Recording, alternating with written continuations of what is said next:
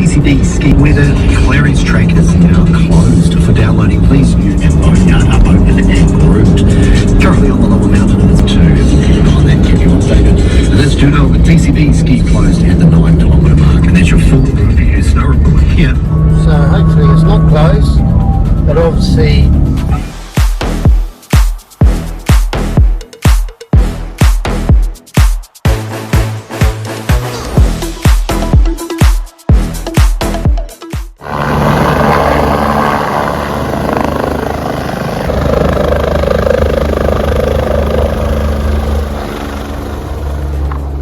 glad I'm not going down on that.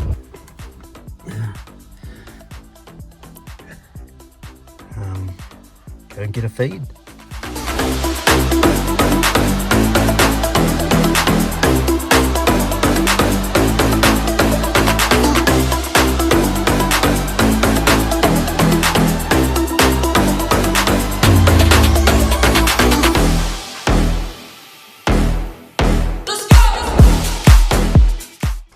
Closure of several roads and are live.